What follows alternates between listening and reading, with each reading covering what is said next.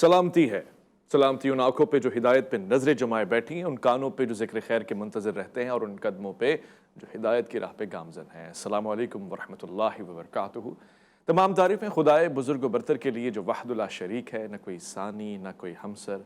درود لا محدود محبوب رب الودود، راحت العاشقین مراد المشتاقین حضرت محمد مصطفیٰ، آپ کی آل پاک، آپ کے جانثار انصار اور اصحاب پر۔ حضرت آپ دیکھ رہے ہیں الف لام میم، میں آپ کا میزبان محمد اویس ربانی خوش آمدید کہتا ہوں آپ کو، اور آج آپ کو لے کے چلتا ہوں تاریخ کے اس حساس ترین موضوع کی جانب جس پہ بڑے بڑے لکھنے والے کچھ بھی نہیں لکھ سکے، بڑا بڑا خطاب اور عمدہ فصاحت اور بلاغت کے مالکان کچھ بھی نہیں بول سکے۔ یہاں تک کہ جب میں نے مشائخ سے پوچھا تو انہوں نے کہا کہ بہتر ہے کہ خاموشی اختیار کر لی جائے، جن چیزوں کا ہمیں نہیں پتہ تو اس پہ ما ادری کہنا ہی سب سے بہترین جواب ہوتا ہے۔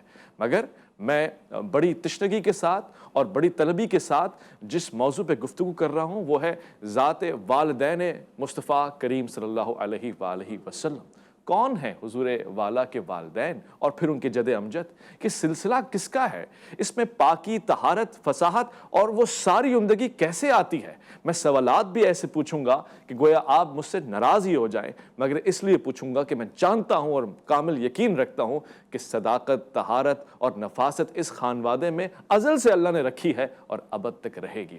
میں آج کے اس پروگرام میں اپنے سوالوں کے جواب کی طلبی کے لیے جس عالم دین کو اپنے ساتھ اس بزم میں لیے بیٹھا ہوں، کسی تعارف کے محتاج نہیں ہیں۔ آپ پروفیسر ہیں، ڈاکٹر ہیں، ریسرچر ہیں، آپ شعبہ تدریس سے بھی تعلق رکھتے ہیں، آپ بلاغت کا ایک ملکہ اپنے پاس رکھتے ہیں، فصاحت کے اوپر آپ کا قلم چلتا ہے، کبھی زبان چلتی ہے تو کمال کر دیتے ہیں، اش کیے جاتی ہے ہر وہ سماعت جو آپ کو سن رہی ہوتی ہے، اور بہت کامل کام آپ نے کیا ہے۔ یہ 3 کتابیں میرے پاس موجود ہیں جن کو میں مد نظر رکھتے ہوئے گفتگو کروں گا۔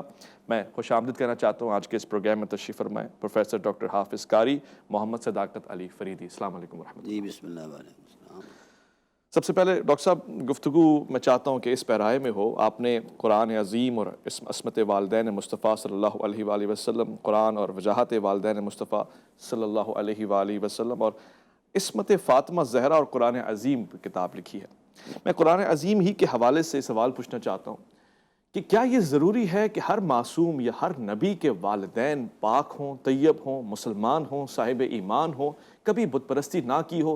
مثلا کچھ لوگ جناب ابراہیم کی طرف اشارہ کرتے ہیں اور کہتے ہیں وہ جو آزر ہیں گویا ایک روایت یا ایک جھلک ایسی ہے کہ چاچا ہیں، مگر کیا یہ کامل بات ہے کہ ہر نبی کے والدین اور پورا شجرہ پاک اور طیب ہوگا؟ بسم اللہ الرحمن الرحیم۔ شکریہ اویس بھائی، آج میرے دل کی تار کو آپ نے چھیڑا ہے۔ رسول اللہ صلی اللہ علیہ وآلہ وسلم کے والدین کا جو معاملہ ہے، ہمارے ماحول میں اس کو پس منظر میں رکھنا اگرچہ ایک بہت بڑی محرومی ہے، لیکن میں اس کی شناسائی آپ کے سامنے پیش کرتا ہوں کہ ان کا صرف تقدس ماں باپ کی بنیاد پر ہی نہیں ہے، دراصل یہ نبوت کی دلیل ہیں۔ اللہ اکبر۔ ان کی حرمت کردار اور ان کے اخلاق عالیہ ہی نبوت کی طاقت بھی بنے اور دلیل بھی بنے۔ کفار مکہ نے ہر طرف سے آپ کو ٹارچر کیا اور کہا کہ مجنون ہیں، فلاں ہیں، فلاں ہیں، نبوت بھی چیلنج کر دی اور معجزات دکھایا، انہوں نے کہا ان ھذا الا سحر مبین۔ قرآن پاک سنایا، انہوں نے کہا ان ھذا الا اساطیر الاولین۔ پھر ساتھ یہ کہنے لگے کہ مثل محمد مثل نخلۃ فی کبوۃ الارض، محمد صلی اللہ علیہ وآلہ وسلم کی مثال تو ایسی ہے کہ جس طرح کوڑے کرکٹ کی روڑی پر لگا ہوا ایک کھجور کا پودا ہے اگایا ہے۔ تو یہ براہ راست زد میں آئے حضور کے والدین کریم علیہ السلام، تاکہ ہم ٹارچر کریں گے برادری کے طور پر، خاندانی اعتبار سے، قبائلی اعتبار سے، تو لوگ اس سے دور ہٹ جائیں گے۔ اب یہ بات بہت بڑی بات تھی تو خدا ذوالجلال کی غیرت جلال میں آ گئی۔ میں میرے حبیب اب آپ نے خاموش رہنا ہے۔ انہوں نے آپ کو کوڑے کرکٹ کی روڑی پر اگے ہوئے کھجور کے پودے کی تمثیل میں بیان فرمایا ہے۔ فرمایا محبوب تیری حرمتوں کی قسم، لقد جاءکم رسول من انفسکم عزیز علیہ ما عنتم حریص۔ میں اپنی الوہی حرمت کی قسم اٹھا کر کہتا ہوں کہ محبوب تو ان وجودوں سے آیا ہے جہاں نفاستوں کو معراج ملتی ہے۔ اللہ اکبر۔ تو یہ تو ان کے حرمت کردار یا تشخص پر بات کرتے ہیں، پھر حضور سید عالم صلی اللہ علیہ وآلہ وسلم تشریف فرما تھے، اور آپ صلی اللہ علیہ وآلہ وسلم نے ارشاد فرمایا من یدفعنی، کون ہے جو میرا دفاع کرے گا؟ تو حضرت کعب بن زہیر، دیگر 7-8 اصحابہ ہیں جو شعر و شاعری، شعر و سخن سے واقف تھے، ہر ایک نے یہ بات کہی، چونکہ حضور کی اس ذات پر اعتراض تھا، اور والدین مصطفیٰ کا جو حرمت کردار ہے یہ دلیل نبوت بن کر آئی، پھر اس کے بعد کسی کو جرت نہیں ہوئی۔ اب حضور نے مزید تسلی کری، شعراء کو بلایا، ہر ایک نے کہا کہ ہم کہیں گے کلام کہا، لیکن حضور نے فرمایا میں وہ کلام چاہتا ہوں جو کافروں کی روح زخمی کر دے، جنہوں نے میرے باپ کو، میرے ماں باپ کی حرمت کے خلاف باتیں کی ہیں۔ میں ان وجودوں سے آیا ہوں جہاں طہارت سلام کرتی ہیں، بے شک، اور جہاں عفت عصمت طواف کرتی ہیں، اور یہ مجھے یہ کہہ رہے ہیں کہ مثل محمد مثل نخلۃ۔ حضرت حسان بن ثابت ہے، کہنے لگے یا رسول اللہ یہ ڈیوٹی میں سر انجام دیتا ہوں۔ فرمایا کیا کرو گے؟ فرمایا لأفرینہم، جہاں پناہ عالم جس طرح موچی کچا چمڑا چھیل دیتا ہے، میں کفار کی روحوں کو چھیل دوں گا، ایسا کلام کروں گا۔ تو اللہ کے رسول کے وجود میں فرط جذبات کی ایک لو اٹھی، چہرہ رحمت خوشی سے تلملا اٹھا۔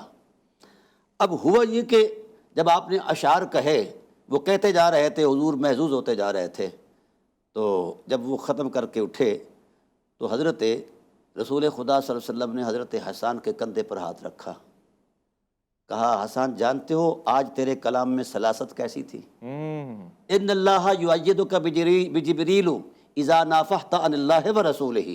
اللہ اکبر۔ جس وقت تو کلام کر رہا تھا اللہ نے جبرائیل کو بھیجا کہ آج میرے محبوب کی ماں کی حرمت کو بیان کر رہا ہے یہ حسان، بابا کے تقدس کو بیان کر رہا ہے حسان، جاؤ جبرائیل جہاں یہ رکنے لگے لقمہ دے دو، ورنہ اپنی نوری زبان سے واہ واہ کرتے رہو، داد دیتے رہو۔ اللہ اکبر۔ اور پھر جو جملے ہیں حدیث کے بڑے عجیب ہیں، اور خدا کے آسمان سے بھی بڑے ہیں۔ اللہ اکبر۔ فرمایا اذا نافحت عن اللہ ورسولہ، حسان تو نے کوئی چھوٹا کام نہیں کیا، تو نے میرے ماں باپ کی عزت اور توقیر کی حرمت کو بیان کر کے صرف یہی نہیں کہ میرے ساتھ محبت کا اظہار کیا ہے، خدائے ذوالجلال نے فرمایا کہ میرے محبوب تیری حرمت کے ساتھ اس حسان نے میری حرمت کو بھی بچایا ہے، میرا بھی دفاع کیا ہے۔ اللہ اور اس کے رسول کا دفاع جو ہے وہ والدین مصطفیٰ صلوات اللہ تعالیٰ علیہما کی حرمت کو بیان کرنا ہے۔ اور قبلہ میں حیرت زدہ ہوں کہ جو نفوس قدسیہ خود نبوت کی دلیل ہیں، نبوت شریعت کی دلیل ہے، بغیر نبوت کے شریعت نہ محسوس ہوتی ہے، نہ معلوم ہوتی ہے، نہ مفہوم ہوتی ہے، تو ایسے ہی جس طرح نبوت بغیر شریعت بغیر دلیل کے قابل قبول نہیں، ایسے ہی نبوت بغیر دلیل کے پریشانی کا باعث بنتا ہے سلسلہ کہ جو اعتراض ہوتے ہیں نبوت پر، تو والدین مصطفیٰ کے کردار کو اللہ نے نبوت کی دلیل کے طور پر بیان فرمایا ہے۔ اور یہ جو آپ نے حضرت ابراہیم علیہ السلام والا معاملہ بیان فرمایا، یہ بڑا عجیب ہے۔ وہ لوگ معافی چاہیں اللہ سے جو انبیاء علیہ السلام کے آباء و اجداد کی حرمت کے خلاف عرضہ سرائی کرتے ہیں، دراصل وہ نبوت کو جو ہے نا وہ ہدف بناتے ہیں، ان کا نبوت پر ایمان ہی نہیں ہے، یہ بات ذہن میں رہے۔ اور یہ میرا الحمدللہ یہ میرا موقف ہے، سبحان اللہ، جو متعلقات یعنی نالین کا تقدس ہمارے ہاں ہے کہ اٹھایا اور سر پر باندھ دیا، وہ نالین، وہ نقشہ، وہ ماڈل، وہ فوٹو ہم لگائے رکھتے ہیں۔ بھائی نالین کا احترام کرتے ہو اور والدین چھوٹے، ہائے ہائے ہائے ہائے، سبحان اللہ، کہاں نالین اور کہاں والدین؟ اللہ اکبر۔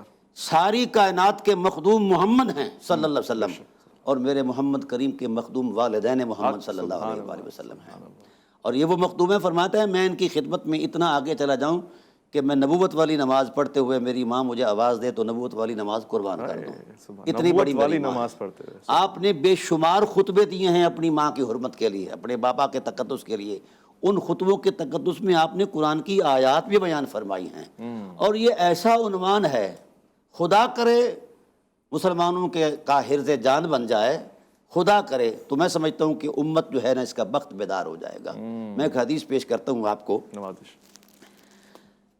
ایک شخص ہے سواد بن کارب، اس کا نام ہے، وہ یمن کا رہنے والا ہے، جنات سے وہ کھیلتا ہے، اچھا، قابو کرتا ہے، اس سے غلط سلط کام لیتا ہے۔ سید المرسلین صلی اللہ علیہ وسلم نے اعلان نبوت فرمایا تو ایک جن نے اس کو جگایا کہ اٹھو، تم یہاں نار سے کھیل رہے ہو، نور نے رحمت للعالمین کی چادر جو ہے رحمت للعالمین کی چادر پھیلا دی ہے، جاؤ جا کر پناہ لے لو۔ نار کو چھوڑ کر نور کے دامن میں پناہ لے لو۔ اس نے اگنور کیا، دوسرے دن تیسرے دن پھر اس کو کان سے پکڑ کر اٹھا دیا گیا، اٹھ کر بیٹھا، کہتا ہے کہ میں نے پلان کشا، تہمت کشی، مکے میں آ گیا۔ میں نے پوچھا کہ محمد صلی اللہ علیہ وسلم کہاں ہیں؟ تو لوگوں نے کہا کہ اس وقت وہ اپنے اصحاب کے ساتھ حرم کعبہ میں ہوں گے۔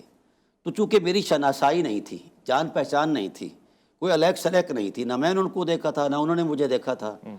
اب چونکہ ایک وضع کے آدمی تھے، چونکہ حضور کی سیرت کا اعلیٰ ترین جو ایک نظم ہے وہ یہ ہے کہ آپ نے زندگی میں کبھی پروٹوکول نہیں لیا، اچھا، ہمیشہ دیا ہے۔ اللہ اکبر، یہ سیرت کا وہ امتیازی وصف ہے جہاں نبوت بھی رشک کرتی ہے۔ اللہ اکبر، تو آپ صلی اللہ علیہ وسلم بیٹھے ہیں اپنے اصحاب میں، ایک وضع قطع کے لوگ ہیں، آپ کوئی بھی کہیں سے بھی اس کو نہیں معلوم کہ میں کس کو الیک سلیک کے لیے مخاطب ہو جاؤں، السلام علیکم کس کو کہوں۔ ابھی وہ داخل ہوا، چند قدم چلا تھا، سوچ رہا تھا کہ میں کس سے مخاطب ہوں، کون ہے محمد ان میں؟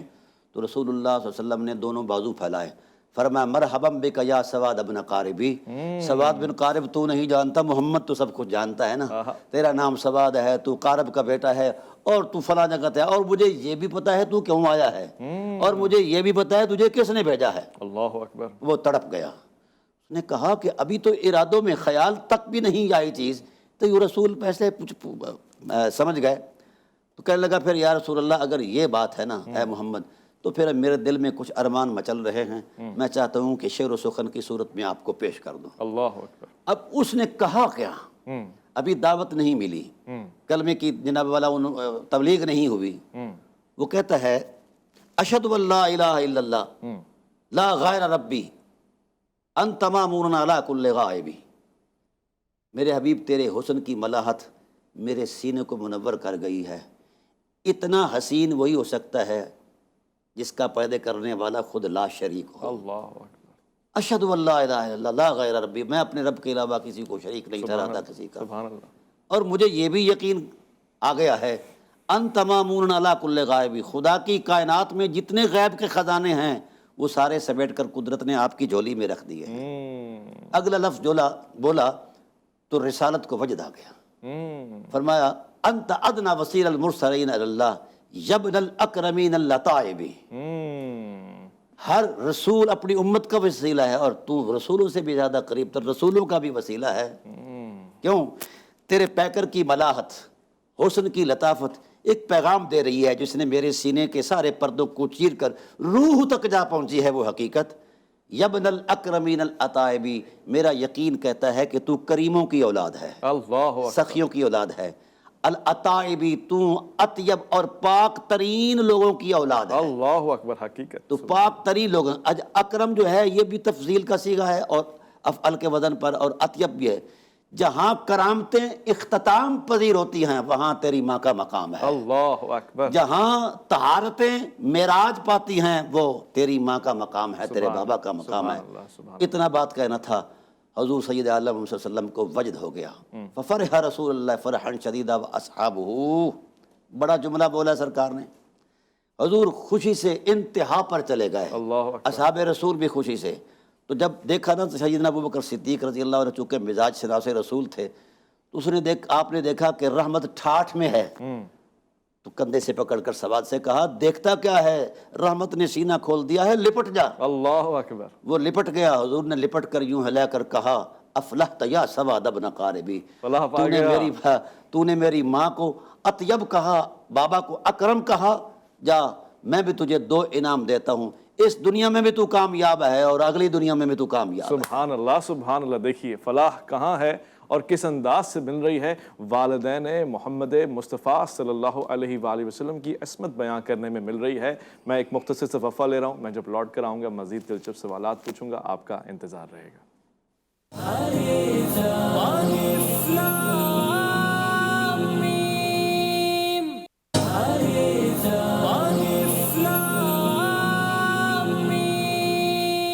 اسلامی میں خوش آمدید۔ آج دل تھام کے بیٹھیے کیونکہ اس طرح اور اس موضوع پہ کبھی گفتگو ہوئی ہی نہیں ہے، نہ سوال کرنے والوں نے سوال کرنے کی جسارت کی ہے، نہ جواب دینے والوں کا حوصلہ اتنا بلند اور تحقیق اتنی معیاری رہی ہے۔ میں خوش قسمت محسوس کر رہا ہوں اور یہ میری بخت کی خوش قسمتی ہے کہ آج میں والدین کریمین کے حوالے سے گفتگو کرنے لگا ہوں۔ ان خوبصورت شجروں میں آج داخل ہو رہا ہوں اور زیارت کر رہا ہوں، گویا میرا جو وجدان ہے وہ وہیں کا وہیں ٹھہرا ہوا ہے کہ کتنے اطیب ہیں، کتنے پیارے ہیں۔ اور خود جب رسالت مآب صلی اللہ علیہ وآلہ وسلم کسی زبان سے اپنے والدین کی تعریف سن رہے ہیں تو اسی لمحے اس کی کامیابی کی ذمہ داری بلکہ اس کو خوشخبری سنا رہے ہیں۔ یہ ہے مقام اور یہ ہے معرفت سے آنے والا وہ نتیجہ۔ میں چاہتا ہوں قاری صاحب مزید گفتگو ہو اس سوال کو پیش نظر رکھتے ہوئے کہ جو اعتراض جناب ابراہیم علیہ السلام پہ کیا جاتا ہے ایک طرف، پھر دوسرا اعتراض یہ ہے کہ لوگ کہتے ہیں کہ جی نوح علیہ السلام کی اولاد بھی تو ناخلف تھی اور پھر دیگر، تو اس پورے شجرے کو صحیح ثابت کرنا ہماری ذمہ داری ہے، یہ صحیح ہے، ہم سمجھ نہیں پائے ہم۔ بسم اللہ الرحمن الرحیم، بڑا خوبصورت سوال ہے جی۔ یہ اشتباہ ہوا سورہ انعام کی آیات سے، وَإِذْ قَالَ إِبْرَاهِيمُ لِأَبِيهِ وَقَوْمِهِ إِنَّنِي بَرَاءٌ مِّمَّا تَعْبُدُونَ۔ اب علماء یہ ایک بچت والی بات کرتے ہیں کہ باپ سے برا چاچا بھی ہوتا ہے، جس طرح حضرت ابو طالب کے بارے میں۔ گزارش یہ ہے کہ نصوص کا ایک اپنا مقام ہے، تشریحات کی ایک اپنی صورتحال ہے۔ یہ قاعدہ قدرت کے ہی خلاف ہے۔ قرآن کہتا ہے وَتَقَلُّبَكَ فِي السَّاجِدِينَ، حبیب آپ جب خرام ناز کر رہے تھے نا عالم امر سے عالم شہادت میں، تو ہم نے پہلے ان راہوں کو سجدے کے نور سے سجایا ہے، اخلاق کے سرور سے سجایا ہے، حرمت کردار کی عظمت سے سجایا ہے، توحید کی حرمتیں ان کا خمیر رہی ہیں، تو حبیب آپ ان سے گزر کر آئے ہیں۔ تو ظاہر ہے حضرت ابراہیم علیہ السلام کا جو مبدأ تخلیق ہے عالم فطرت میں عالم شہادت میں، ان کے والدین ہی ہیں۔ اگر ان کے والدین کو اس تصور میں قبول کیا جائے تو قرآن کی آیت کا انکار ہے، قرآن کریم کی آیت کا انکار ہے۔ لہٰذا یہ بات تاریخی شواہد اپنے مقام پر کہ ان کا تارخ ہے یا تیرخ ہے ان کے باپ کا نام یا فلاں فلاں فلاں، یہ اعتبارات ضرور ہیں، لیکن جب نصوص قرآنی کچھ کہہ رہی ہیں تو پھر ہمیں پس منظر میں جانے کی کیا ضرورت ہے؟ دیکھیے اسی سورہ زخرف کے اندر اللہ تعالیٰ ارشاد فرماتے ہیں، نبی کریم صلی اللہ علیہ وآلہ وسلم کو بڑے خوبصورت انداز میں فرمایا کہ میرے حبیب آپ پریشان ہیں لوگوں کے اس ایسے معاملات پر، آپ کو ایک خوشخبری سناؤں، ذرا نبوت کی نظر پس منظر میں دوڑائیے اور یاد کیجئے وَإِذْ قَالَ إِبْرَاهِيمُ لِأَبِيهِ وَقَوْمِهِ إِنَّنِي بَرَاءٌ مِّمَّا تَعْبُدُونَ۔ یاد کرو اس وقت کو جب ابراہیم علیہ السلام نے اپنی قوم کو، میں بری و ذمہ ہوں جس کی تم عبادت کرتے ہاں میں بری و ذمہ ہوں، نفرت، لیکن اس کہنے میں فرط جذبات کا تلاطم اس قدر تھا کہ عرش جھوم اٹھا کہ بندہ اکیلا ہے اور اتنے بھرے ہوئے کفر کے ماحول میں اتنی بڑی جسارت کر رہا ہے۔ خدا کو وہ کلمہ اتنا پسند آیا، فرمایا وَجَعَلَهَا كَلِمَةً بَاقِيَةً فِي عَقْبِهِ۔ سبحان اللہ۔ اے ابراہیم تو نے اتنے پیار کے انداز میں بے خوف ہو کے بے خطر ہو کے جناب اللہ تو نے اتنا بڑا قدم اٹھایا ہے، تیرے جذبات کو ہم قدر کی نگاہ سے تکتے ہوئے فیصلہ کرتے ہیں کہ ہم آپ کی اولاد در اولاد در اولاد ان کے خمیر میں لا الہ الا اللہ کا نور رکھیں گے۔ ہائے سبحان اللہ۔ یہ کہاں کا یہ دیا ہوا تصور دین ہے کہ کسی نے کلمہ پڑھا ہے یا نہیں پڑھا، ان کا خمیر ہے۔ ہائے ہائے ہائے سبحان اللہ۔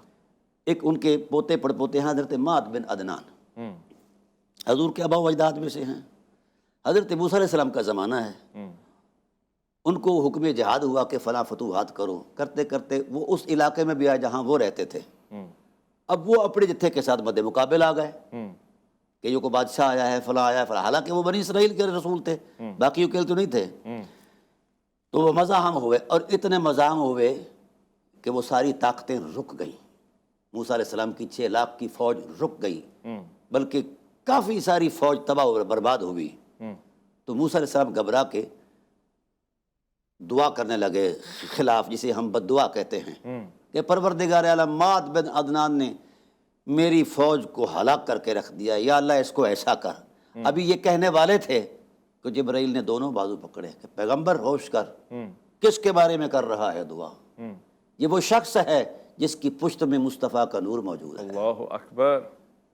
تو جن پشتوں میں اتنی تکریم ہے کہ پیغمبر بھی آ جائے تو اسے روک دیا جاتا ہے، اللہ اکبر۔ ان کے بارے میں یہ شواہد جمع کرنے کہ انہوں نے کلمہ پڑھا ہے یا نہیں پڑھا۔ ہائے ہائے ہائے کیا تو پھر تڑپ گئے موسیٰ علیہ السلام کہ اتنا بڑا تقدس کسی کے پیکر خاکی میں ہے تو اس کی صورت کیا ہے؟ تو اللہ نے وضاحت فرمائی، فرمایا موسیٰ یہ وہ شخص ہے، حضور صلی اللہ علیہ وسلم کا حلیہ اخلاق سیرت بیان کی، فرمایا اس کی امت بھی بڑی عجیب ہوگی، وہ میرے تھوڑے رزق پر راضی ہو جائے گی، میں ان کی تھوڑی عبادت پر راضی ہو جایا کروں۔ ہائے ہائے ہائے، سبحان۔ تو یہ وہ حقائق ہیں جن کو پس منظر میں رکھا گیا ہے، یا کسی کے مطالعے میں نہیں آئے تو یہ الگ بات ہے۔ لیکن یہ انبیاء علیہ السلام کا معاملہ جو ہے، یہ قرآن کریم کی نصوص سے یہ چیزیں ثابت ہیں۔ واضح واضح۔ اب آگے ایک اور مقام پر جب کعبۃ اللہ کی تعمیر ہوتی ہے تو وہاں بھی دونوں باپ بیٹا سے اللہ کہتا ہے کہ اب تم نے میرا گھر بنایا ہے، کچھ مانگو۔ تو انہوں نے کہا اللہ پیغمبری کی نعمت دی، ایک کو خلیل بنایا، ایک کو ذبیح بنایا، اور کیا مانگے؟ کہا یار میرا دل کرتا ہے تم کچھ مانگو۔ تو پھر دیکھو پیغمبر کی مانگ، کہتے ہیں ربنا وجعلنا مسلمین لک، اگر دینے پر تل گیا ہے تو پھر ہماری یہی آرزو ہے کہ جب تک ہم زندہ رہیں تیرے حضور جھکے رہیں، ہائے ہائے ہائے ہائے، سبحان اللہ سبحان۔ ہماری بندگی تیرے حضور رہے، عجز و نیاز کے جو زمزمے ہیں تیرے حضور رہیں۔ اللہ نے فرمایا یہ تو پہلے ہی موجود ہے، اور مانگو۔ یہ مشیت الہی کا منظر نامہ دیکھو۔ یہ جو تنوعات ہیں نا ہمارے مولانا صاحبان کے، یہ خیالات ہیں، حجرہ ساز دین ہے، دین ان سے کہیں دور ہے۔ سبحان اللہ۔ تو وہ کہتے ہیں کہ پروردگار عالم اور کیا مانگیں؟ ہائے ہائے، اللہ اکبر۔ اس وقت پھر القاء ہوا کہ مجھ سے آبائے محمد کی حرمت مانگو۔ اللہ اکبر، آبائے محمد کی حرمت۔ پھر انہوں نے کہا وَمِن ذُرِّيَّتِنَا أُمَّةً مُسْلِمَةً لَكَ، ہماری اولاد کا بھی کچھ حصہ ایسا ہو جو مسلسل اسی تسلسل کے ساتھ، جس طرح ہم رہیں تیرے حضور، سر بسجود رہیں، گردنیں جھکی رہیں، نیاز مندیوں کا تسلسل جاری رہے، وہ بھی نیاز مندیوں، اور وہ نیاز مندیاں اس حال تک پہنچیں کہ تیری قبولیت انہیں قبول کرے، اور تیری قبولیت کے وہ بوسے لیں۔ جب قبولیت اور وہ نیاز مندیاں مل جائیں، وَبَعَثْ فِيهِمْ رَسُولًا، ان میں سے شان والا رسول بھی۔ اللہ اکبر، سبحان اللہ۔ ایک مختصر سے وقفہ میں لینے لگا ہوں بات کو سمجھنے کے لیے، مزید آسان کرنے کے لیے۔ یہ مقامات اور درجات ہیں۔ تو ابھی رہ گزر میں ہے، قید و مقام سے گزر، مصر و حجاز سے گزر، پارس و شام سے گزر، اور تیری نماز بے حضور، تیرا امام بے حضور، تیری نماز بے سرور، ایسی نماز سے گزر، ایسے امام سے گزر۔ مختصر سے وقفہ الف لام میم میں آپ کا انتظار ہے۔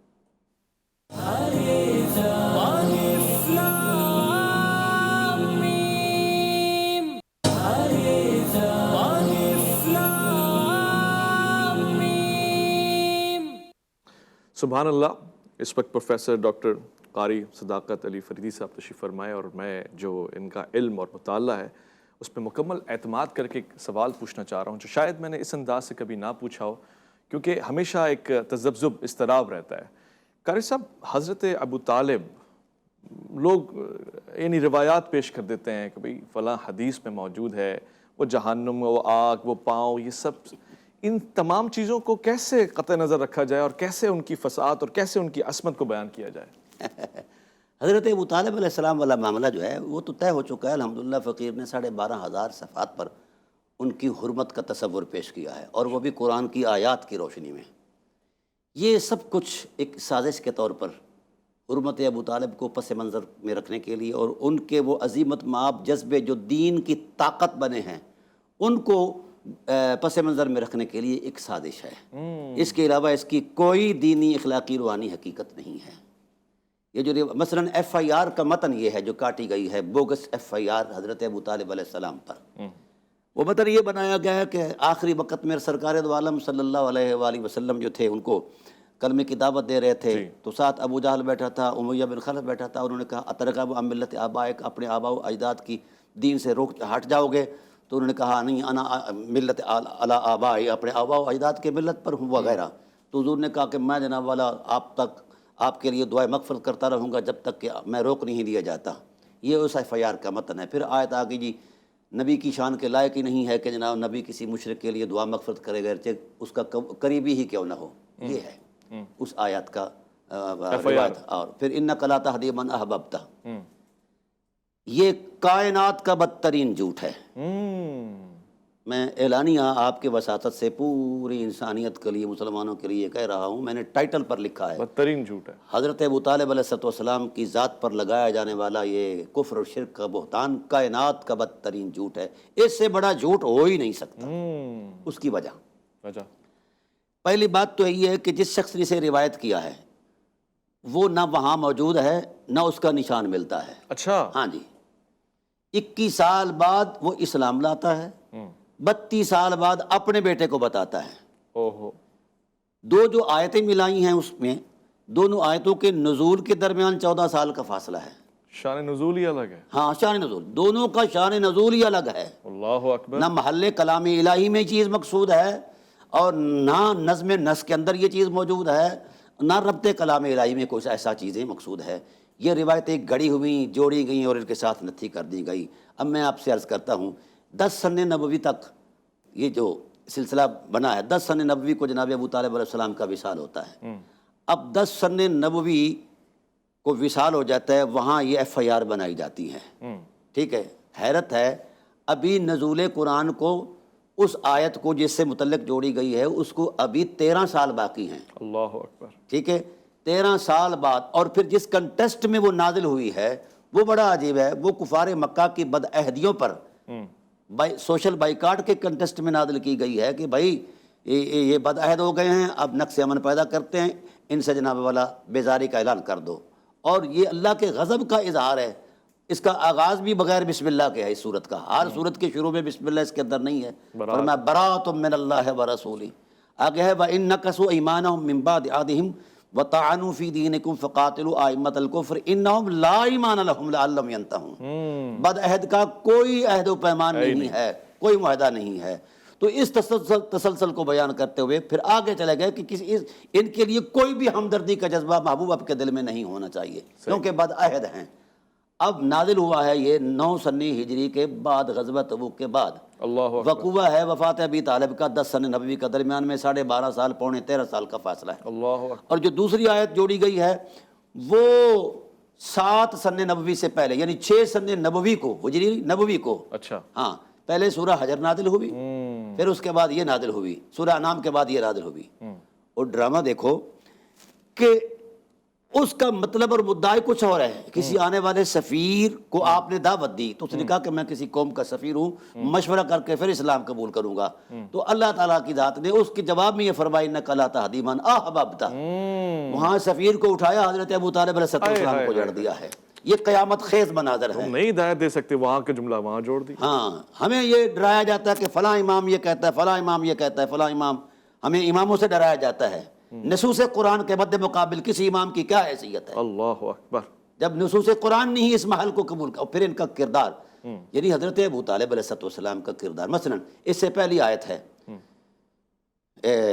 4 سن نبوی کو نازل ہوئی ہے، فَاصْدَعْ بِمَا تُؤْمَرْ وَأَعْرِضْ عَنِ الْمُشْرِكِينَ۔ حبیب اب کھل کے بیان کرو لا الہ الا اللہ کی حرمت کو، اور جس من میں شرک دیکھو اس سے دوری کر لو۔ اب 4 سن نبوی سے لے کر 10 سن نبوی تک وجود پیغمبر پیوست رہا، کس کے ساتھ؟ ابو طالب علیہ السلام کے ساتھ۔ تو خدا کو اتنا ہی نہیں چیتایا کہ یار یہ بھی مشرک ہے؟ اللہ اکبر۔ اور پھر اس سے بڑی بات یہ توبہ کرے امت، اگر میں قاضی ہوتا تو شاید ان کے قتل کا فتویٰ دیتا۔ اللہ اکبر۔ اتنی بڑی حرمت کو پامال کرتے ہیں۔ اب قرآن یہ کہتا ہے کہ میرے حبیب دیکھو نا، یہ مقامات ہیں نا، ثانیہ اثنین اذ ہما فی الغار اذ یقول لصاحبہ، یہ حرمت ہے نا حضرت سیدنا صدیق اکبر کی۔ یہاں اس نص میں صحبت اور معیت کا تصور ہے۔ اس سے اوپر بھی ایک مقام ہے، وہ مقام ہے نفس رسول ہونا، وانفسنا وانفسکم۔ اس سے اوپر بھی ایک مقام ہے، وہ یہ ہے کہ میرے حبیب لوگ صحبت اختیار کر کے صحابی کے ٹائٹل میں آتے ہیں۔ بھئی جو حضور کی صحبت اختیار کرے وہ صحابی، اور جس کی صحبت میں خود مصطفیٰ 50 سال رہیں، اللہ اکبر، وہ کیا ہوگا؟ اچھا، اب قرآن کریم نے، سبحان اللہ، ہو سکتا ہے کہ کوئی شخص یہ کہے کہ میری جذباتی کلمات ہیں، یہ فرط عقیدت ہے۔ ایسا نہیں، تحقیق کا طالب علم ہر چیز جانچ کر، اچھا، ہاں ایسی نہیں ہے۔ الحمدللہ پورے روئے زمین پر اب یہ پھیلاؤ ہے اور عرس ابو طالب علیہ السلام ہو رہے ہیں۔ میں حیرت زدہ ہوں، قرآن کہتا ہے کہ اے حبیب الم یجد کا یتیمن فآویٰ۔ سبحان اللہ۔ چونکہ اہل سنت ہوں اور میں یہی مطالعہ کرتا ہوں اہل سنت کی تفاسیر کا، احادیث کا وغیرہ، جی، میں نے 1200 سے زائد تفاسیر دیکھی اس کنٹیسٹ میں، تو کسی کو سوائے ابو طالب کے اس آیت کا اور معنی نہیں ملا۔ پر جس معنی کے تصور میں پیش کیا گیا کہ آوا جو ہے اس کا اصل مصدر کیا ہے، آوا کا اصل مصدر ہے الایوا، اس کا معنی ہے اے زمہ کا الا امی کا ابی طالبن، حبیب ہم نے آپ کو آپ کے عام میں زم کر دیا ہے۔ صحبت کہاں ہے یار، ضمیت کہاں ہے؟ اس لیے مجھ پہ لوگ مجھ سے سوال کرتے ہیں عالم اسلام سے بڑے بڑے سکالر، کیا آپ ابو طالب کو صحابی کہتے ہو؟ میں کہتا ہوں نہیں کہتا۔ کہتے ہو کیوں نہیں کہتا؟ میں نے کہتا کہ صحابیت اگرچہ بڑا مرتبہ ہے، پھر بھی اس مرتبے بڑے ہونے کے باوجود قد ابو طالب سے صحابیت بہت چھوٹی ہے، ان کو انضمامیت کا تشخص دیتا ہے۔ اور آج بھی آپ ایک گلاس پانی کا لے آئیں، ایک لسی اپنا لے آئیں دودھ کا، میں دونوں کو ملا دیتا ہوں تو ایک تیسری حقیقت ہو گئی لسی۔ اب کوئی کائنات کی تھوری لے آئے کہ پانی کو اس دودھ سے الگ کر دے اور دودھ کو پانی سے الگ کر دے، ممکن نہیں ہے۔